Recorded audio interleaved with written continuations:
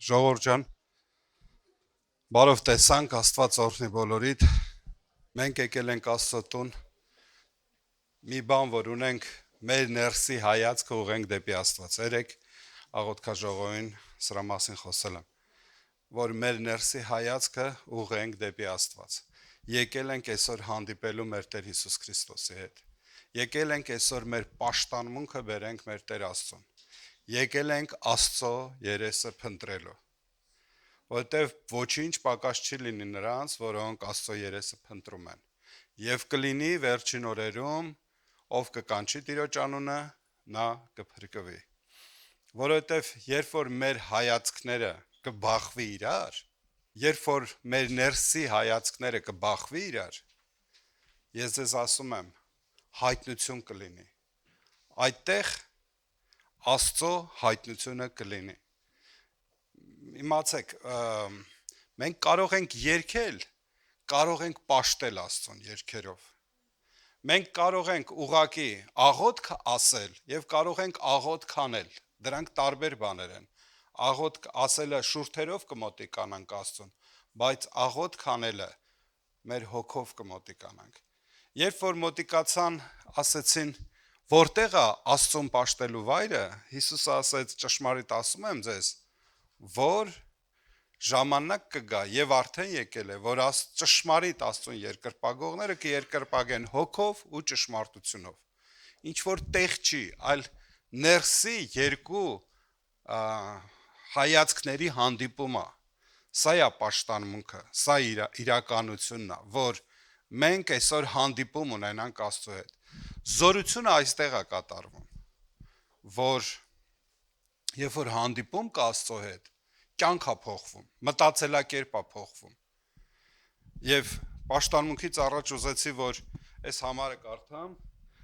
ուստի անշարժ թագավորությունը ընդունած լինելով,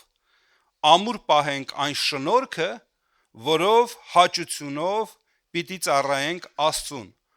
ահով ու երկեղեցությամբ։ Անշարժ թագավորությունը ընդունած լինելով, ամուր պահենք այն շնորհքը, որ ստե գրածա հաճույքով պիտի ծառայենք Աստծուն։ Միտեղ գրածա հոժարակամությամբ։ Այսինքն, ինչ է նշանակում անշարժ թագավորություն, որը որ անսասանելի է, որը որ հաստատ է, տեսեք, եթե մեկը անշարժ թագավորություն է ստացել, էլ ինչ մի փոքր խոսքից վիրավորանքից մեկ էլ տենում ես գայթակղվեց, խռովեց, էլ ես չեմ գա եկեղեցի, դու ուրեմն անշարժ թագավորություն չես ստացել։ Այն որ կառուցում էր Երուսաղեմը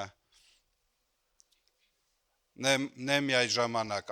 դե ծաղրանողներ էին եկել, ասում էին, «Էդ ինչ քաղաք եք սարքում, մի աղվես որ վազի,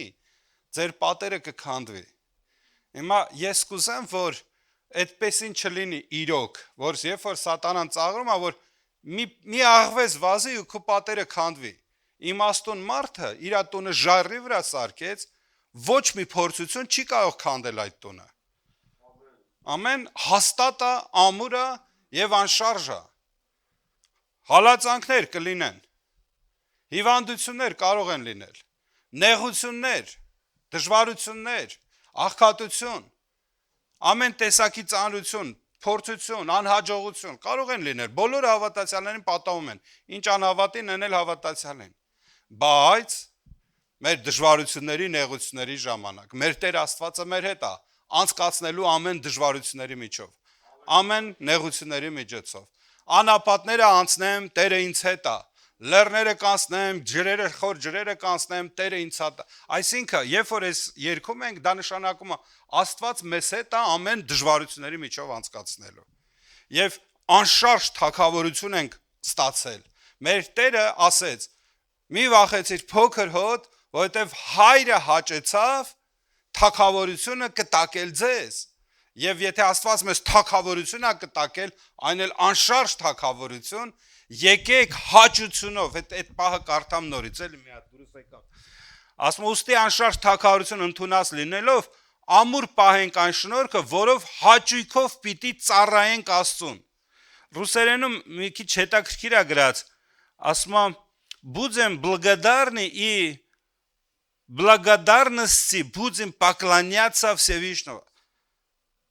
Շնորհակալությունով պիտի երկրպագենք Աստծուն, հաճությունով, գոհությունով։ Այսօր մեր ներսում պրազնիկ է, այսօր եկել ենք Աստծուն, եկեք կանգնենք ոտքի, մեր պաշտանմունքը մատուցանելու Աստծուն, գոհությունով մտնենք նրա ներկայության մեջ, եկեք